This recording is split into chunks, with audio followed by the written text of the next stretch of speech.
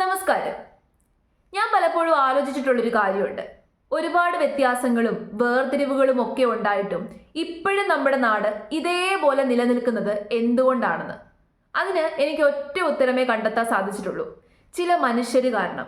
എത്ര വേർതിരിവുണ്ടെങ്കിലും വ്യത്യാസങ്ങളുണ്ടെങ്കിലും ഒത്തൊരുമയോടുകൂടിയിട്ട് നിൽക്കണം എന്ന് പറഞ്ഞു പഠിപ്പിക്കുന്ന ചില നന്മയുള്ള മനുഷ്യർ കാരണമാണ് ഇപ്പോഴും നമ്മുടെ സമൂഹം ഇതേപോലെ യൂണിറ്റിയോടെ മുന്നോട്ട് പോകുന്നത്. ആ മനുഷ്യർക്ക് വേർതിരിവുകളില്ല, ഒരു വ്യത്യാസവുമില്ല. ആ മനുഷ്യര് എല്ലാവരെയും സ്നേഹിക്കാനാണ് പഠിപ്പിക്കാറുള്ളത്. അത്തരം മനുഷ്യര് നമ്മുടെ നാട്ടിൽ ധാരാളമുണ്ട്. എനിക്ക് തോന്നുന്നു ഒരു 80% അത്തരം മനുഷ്യരാണ് നമ്മുടെ രാജ്യത്തുള്ളത്. അതുകൊണ്ടാണ് നമ്മുടെ രാജ്യം വേർപിരിയാതെ ഇപ്പോഴും ഇങ്ങനെ മുന്നോട്ട് പോയിക്കൊണ്ടിരിക്കുന്നത്. ഇപ്പൊ കഴിഞ്ഞ ദിവസം മലപ്പുറത്ത് നടന്നൊരു ഫുട്ബോൾ ടൂർണമെന്റിന്റെ അനൗൺസ്മെന്റ് ഞാൻ കേൾക്കാനിടയായി. ആ അനൗൺസ്മെന്റ് കേട്ട് കഴിയുമ്പോൾ നമ്മുടെ മനസ്സ് നിറഞ്ഞു പോകും.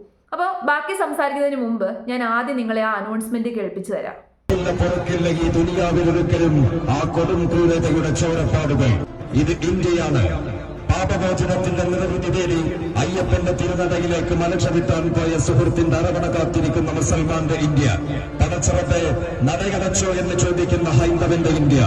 മഞ്ഞു പെയ്യുന്ന ഡിസംബറിന്റെ ക്രിസ്മസ് രാവുകളിൽ നക്ഷത്രങ്ങൾ പൂക്കുന്ന പുൽക്കൂടൊരുക്കുന്ന ഹൈന്ദവന്റെയും മുസൽമാന്റെയും ഇന്ത്യ. ഈ ഇന്ത്യയുടെ ആത്മാവിനെ മുറിവേൽപ്പിച്ച് അനേകം അമ്മമാരുടെയും അനേകം സഹോദരന്മാരുടെയും അനേകം കുഞ്ഞു പൈതലുകളെയും മാതൃരാജ്യത്തിനു വേണ്ടി കരൾച്ചോര പകർത്തു നൽകിയ വീരവൃത്തി മരിച്ച അനേകം ധീരജവാന്മാരുടെയും ഓർമ്മകളുടെ ഓരങ്ങളിലേക്ക് 1000 സ്നേഹപൂക്കൾ സമർപ്പിച്ചുകൊണ്ട് ഈ ടൂർണമെന്റിന്റെ ഫൈനൽ പോരാട്ടത്തിന്റെ ഉദ്ഘാടന ചടങ്ങുകൾക്ക്. എന്ത് മനോഹരമായ കമന്ററി അല്ലേ? ഇതാണ് ഞാൻ പറഞ്ഞത്. ഇത്തരം മനുഷ്യന്മാർ നമ്മുടെ നാട്ടിലുള്ളത് കൊണ്ടാണ് നമ്മൾ ഇങ്ങനെ നിൽക്കുന്നത്. ഒരു വലിയ അപകടം വന്നു കഴിഞ്ഞാൽ അവിടെ ഹിന്ദുവോ മുസ്ലിമോ ക്രിസ്ത്യാനോ എന്ന് പറഞ്ഞുള്ള വേർതിരിവില്ല. നമ്മൾ ഒന്നിച്ചു നിൽക്കും.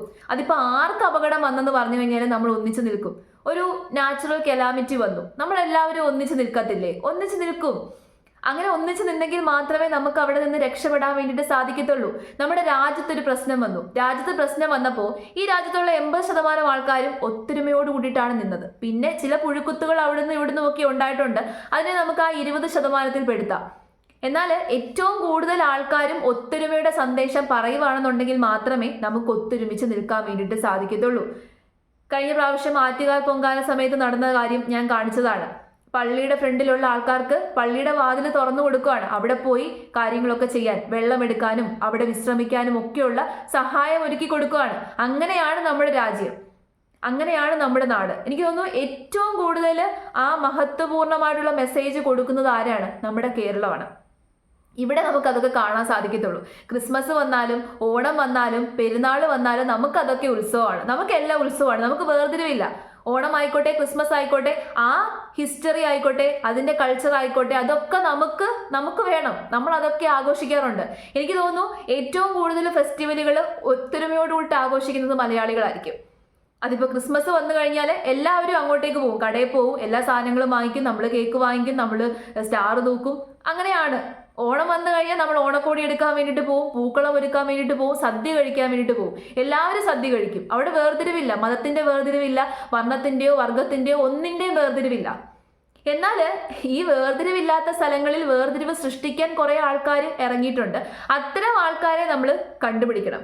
കഴിഞ്ഞ ദിവസം ജനൻ TV-യിൽ ഞാനൊരു വാർത്ത കണ്ടതാണ്. ആ വാർത്തയ്ക്കകത്ത് ഇങ്ങനെയാണ് പറയുന്നത്: ഇന്ത്യയിൽ മുസ്ലിം പോപ്പുലേഷൻ കൂടുവാണ്, മുസ്ലിങ്ങൾ ഇങ്ങനെ പെറ്റുപെരുകിക്കൊണ്ടിരിക്കുകയാണ്, അത് നമ്മുടെ നാടിന് ആപത്താണെന്ന്. എനിക്കതിൻ്റെ ആ ലോജിക്ക് അങ്ങോട്ട് പിടികിട്ടുന്നില്ല. അങ്ങനെ ഒരു വാർത്ത കൊടുക്കേണ്ട ആവശ്യം എന്താണ്? അതെനിക്ക് അങ്ങോട്ട് മനസ്സിലാവുന്നില്ല.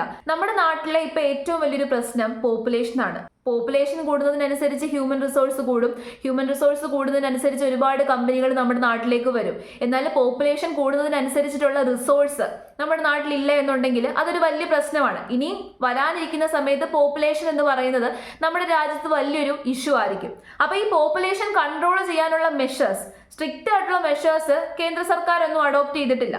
അങ്ങനത്തെ നിയമങ്ങൾ ഇല്ലാത്തടത്തോളം കാലം എത്ര പ്രസവിക്കണം എന്ന് തീരുമാനിക്കേണ്ടത് ഓരോ പർട്ടിക്കുലർ വ്യക്തിയല്ലേ. അപ്പോൾ ഒരു മതവിഭാഗത്തിൻ്റെ ഇടയിൽ കുഞ്ഞുങ്ങൾ കൂടുന്നു, മറ്റു മതവിഭാഗത്തിൻ്റെ ഇടയിൽ കുഞ്ഞുങ്ങൾ കുറയുന്നു. ഇതൊക്കെ ശരിക്കും പറഞ്ഞു കഴിഞ്ഞാൽ ഒരു വേർതിരിവ് ഉണ്ടാക്കുന്ന രീതിയിലുള്ള വാർത്തകളാണ്. എന്തിനാണ് അത്തരം വാർത്തകൾ കൊടുക്കുന്നത് എന്ന് ഞാൻ ചിന്തിച്ചു പോയിട്ടുണ്ട്. എനിക്ക് തമാശയായിട്ട് മാത്രമേ അതൊക്കെ കാണാൻ വേണ്ടിയിട്ട് സാധിക്കുന്നുള്ളൂ. ഈ കുറച്ച് ആൾക്കാർ കുട്ടികളെ ഉണ്ടാക്കുന്നു, കുറച്ച് ആൾക്കാർ കുട്ടികളെ ഉണ്ടാക്കുന്നില്ല എന്നൊക്കെ പറഞ്ഞ് അങ്ങോട്ടും ഇങ്ങോട്ടും വഴക്ക് കൂടുവാണ്, പ്രശ്നം ഉണ്ടാക്കിക്കൊണ്ടിരിക്കുകയാണ്. അങ്ങനെ അനാവശ്യമായിട്ടുള്ള പ്രശ്നങ്ങൾ സൃഷ്ടിക്കുന്ന ഒരുപാട് മനുഷ്യന്മാരെ നമ്മുടെ ഇടയിൽ കാണാൻ വേണ്ടി സാധിക്കും. അത്തരം ആൾക്കാരാണ് വേർതിരിവിന്റെ വിത്ത് നമ്മുടെ മനസ്സിലേക്ക് വിതയ്ക്കുന്നത്. അപ്പോൾ അത്തരം ആൾക്കാരെ നമ്മൾ തിരിച്ചറിയാൻ തയ്യാറായില്ല എന്നുണ്ടെങ്കിൽ വലിയ പ്രശ്നമാണ്. ഇപ്പൊ നമ്മുടെ രാജ്യം വലിയൊരു പ്രശ്നത്തിലൂടെ കടന്നുപോയപ്പോൾ ചില ആൾക്കാരെ നമുക്ക് കാണാൻ സാധിച്ചു. അവര് പ്രത്യക്ഷമായിട്ട് തന്നെ വന്ന് രാജ്യത്തെ എതിർക്കാണ്, രാജ്യത്തിനെതിരെ സംസാരിക്കുകയാണ്. അതെന്തുകൊണ്ടാണ് അത്തരം ആൾക്കാർ ഉണ്ടാകുന്നത്? നമ്മുടെ രാജ്യത്തോട് കൂറില്ലാത്ത രീതിയിലുള്ള ആൾക്കാർ നമ്മുടെ രാജ്യത്ത് ഉണ്ടാവുന്നതിന് കാര്യം എന്താണ്? ഇതുപോലെയുള്ള വേർതിരിവുകൾ ഉണ്ടാക്കുന്നത് കൊണ്ടാണ്. ഇത്തരം വേർതിരിവുകൾ ഉണ്ടാകുമ്പോൾ വളർന്നു വരുന്ന കുട്ടികളുടെ ഉള്ളിലും ഈ വേർതിരിവ് ക്രിയേറ്റഡ് ആവുകയാണ്. ഹിന്ദുവും മുസ്ലിമും ക്രിസ്ത്യാനിയും തമ്മിൽ വ്യത്യാസമുണ്ട്, നമ്മൾ തമ്മിൽ എന്തൊക്കെയോ വലിയ ഹ്യൂജ് ഡിഫറൻസ് ഉണ്ട്, നമ്മൾ പരസ്പരം അങ്ങോട്ടും ഇങ്ങോട്ടും സ്നേഹിക്കാൻ പാടില്ല, പരസ്പരം അങ്ങോട്ടും ഇങ്ങോട്ടും വിശ്വസിക്കാൻ പാടില്ല, ഒരു ഹിന്ദു ഒരു മുസ്ലിമിനെ ഒരു കാലത്തും വിശ്വസിക്കാൻ പാടില്ല. അങ്ങനെയുള്ള മെസ്സേജുകൾ നമ്മുടെ കുട്ടികളുടെ ഉള്ളിലേക്കും കൊടുക്കാതിരിക്കുക, ഫീഡ് ചെയ്യാതെ ഇരിക്കുക. അങ്ങനെ ഫീഡ് ചെയ്യുന്നവരുണ്ട് എന്നുണ്ടെങ്കിൽ അവർ ഏറ്റവും വലിയ തെറ്റുകാരാണ്. നമ്മൾ മനസ്സിലാക്കേണ്ടത് ഹിന്ദു ആണെങ്കിലും മുസ്ലിം ആണെങ്കിലും ക്രിസ്ത്യാനി ആണെങ്കിലും നമ്മുടെ ഈ ഞരമ്പിലോട് ഓടുന്നതിൻ്റെ എല്ലാം കളർ ഒന്നല്ലേ. അല്ലാതെ ഹിന്ദുവിൻ്റെ കളർ ചുമപ്പും മുസ്ലിമിൻ്റെ കളർ പച്ചയും ക്രിസ്ത്യാനികളുടെ കളർ നീലയും ഒന്നും അല്ലല്ലോ. അപ്പം അതിൽ തന്നെയുണ്ട് നമ്മൾ തമ്മിലൊരു വ്യത്യാസവും ഇല്ലെന്നുള്ളത്. നമ്മളെല്ലാവരും തമ്മിൽ വ്യത്യാസങ്ങൾ ഉണ്ടെന്നുണ്ടെങ്കിൽ നമ്മുടെ അനാട്ടമിക്കലി നമുക്ക് ആ വ്യത്യാസം കാണാൻ സാധിച്ചേരും. ഇത് അനാട്ടമിക്കലിയും ഫിസിയോളജിക്കലിയും ഒക്കെ നമ്മൾ ഏകദേശം സിമിലർ ആണ്, എല്ലാവരും സിമിലർ ആണ്. നമ്മുടെ മുഖത്തിന്റെ സ്ട്രക്ചറിന് മാത്രമേ മാറ്റമുള്ളൂ, നമ്മുടെ രൂപത്തിന് മാത്രമേ മാറ്റമുള്ളൂ, കളറിനും ഭാവത്തിനും ഒക്കെ മാത്രമേ മാറ്റമുള്ളൂ. നമ്മളെല്ലാവരും ജനറ്റിക്കലി മനുഷ്യന്മാരാണ്. അപ്പോൾ അത് മനസ്സിലാക്കുക. ആ തിരിച്ചറിവുണ്ട് എന്നുണ്ടെങ്കിൽ നമ്മളുടെ ഉള്ളിൽ വ്യത്യാസങ്ങൾ ഉണ്ടാവത്തില്ല. ഏറ്റവും ആദ്യം മനസ്സിലാക്കേണ്ടത് മതങ്ങൾ എന്ന് പറയുന്നത് മനുഷ്യരെ ഒരുമിപ്പിക്കാനുള്ള ഫാക്ടർ ആയിരിക്കണം. എന്നാൽ ആ മതം ഉപയോഗിച്ച് മനുഷ്യരെ വേർപെടുത്താൻ നോക്കുന്ന ആൾക്കാരെ നമ്മൾ ഒരു കാരണവശാലും വിശ്വസിക്കാൻ പാടില്ല. അങ്ങനെ ആരെങ്കിലും പറഞ്ഞ് പഠിപ്പിക്കുന്നുണ്ടെന്നുണ്ടെങ്കിൽ അവരുടെ അടുത്തുനിന്ന് എത്രയും പെട്ടെന്ന് രക്ഷപ്പെട്ടോളുക. കാരണം അവരെ നമുക്ക് പറഞ്ഞു തിരുത്താൻ വേണ്ടിയിട്ട് പറ്റത്തില്ല. അത്തരം വേർതിരിവുകളുള്ള ആൾക്കാരെ നമുക്ക് ഒരു കാരണവശാലും പറഞ്ഞു തിരുത്താൻ വേണ്ടിയിട്ട് പറ്റത്തില്ല. കാരണം ചെറുപ്പം മുതലേ അവരുടെ മൈൻഡ് സെറ്റ് ആ രീതിയിലേക്ക് മാനിപ്പുലേറ്റ് ചെയ്ത് മാറ്റിക്കഴിഞ്ഞു. അപ്പം നമ്മൾ കുറേ നേരം അവരോട് സംസാരിച്ചു കഴിഞ്ഞാൽ നമ്മുടെ മൈൻഡ് സെറ്റും കൂടി അവർ മാനിപ്പുലേറ്റ് ചെയ്യും. നമ്മൾ ഭയങ്കര സ്ട്രോങ് ആണ്, നമ്മുടെ മൈൻഡ് സെറ്റ് ഇങ്ങനെയൊക്കെയാണെന്നൊക്കെ നമുക്ക് പറയാം. പക്ഷേ അവർ നമ്മളെ മാനിപ്പുലേറ്റ് ചെയ്ത് നമ്മളെ ചേഞ്ച് ചെയ്യും. അപ്പം അവരുടെ അടുത്തൊന്നും നമ്മൾ പോയി സംസാരിക്കാതെ ഇരിക്കുക. അത്തരം ആൾക്കാരെ നിയമത്തിന് വിട്ടുകൊടുക്കുക, നിയമത്തിന് മുമ്പിൽ ചൂണ്ടിക്കാണിച്ചു കൊടുക്കുക. അതിപ്പോൾ ആരായിക്കോട്ടെ, നമ്മുടെ ബന്ധുക്കളാണെന്നുണ്ടെങ്കിൽ പോലും നമ്മുടെ രാജ്യത്തിനെതിരെ പ്രവർത്തിക്കുന്നവരും നമ്മുടെ രാജ്യത്തിന്റെ യൂണിറ്റിയെ തകർക്കാൻ നോക്കുന്നവരും നമ്മൾ ഒരിക്കലും നമ്പാൻ പാടില്ല. അവരെ പോലീസിന് വിട്ടുകൊടുക്കുക, നിയമത്തിന് മുമ്പിൽ വിട്ടുകൊടുക്കുക. അതാണ് ഏറ്റവും ആദ്യം ചെയ്യേണ്ട ഒരു കാര്യം. അപ്പോൾ ഇത്തരം വേർതിരിവുകൾ ഉണ്ടാക്കുന്നത് ആരാണ് എന്നുള്ളത് തിരിച്ചറിയുക. അവരുടെ മതം നോക്കേണ്ട കാര്യമില്ല. വേർതിരിവുകൾ ഉണ്ടാക്കുന്നവരുടെ മതം നോക്കി പ്രശ്നം ഉണ്ടാക്കാൻ പാടില്ല. വേർതിരിവുകൾ ഉണ്ടാക്കുന്നത് ആരായിക്കോട്ടെ, അവരുടെ മതം നോക്കണ്ട. ആ മനുഷ്യരെ നമ്മൾ ഒരു കാരണവശാലും നമ്പാൻ പാടില്ല.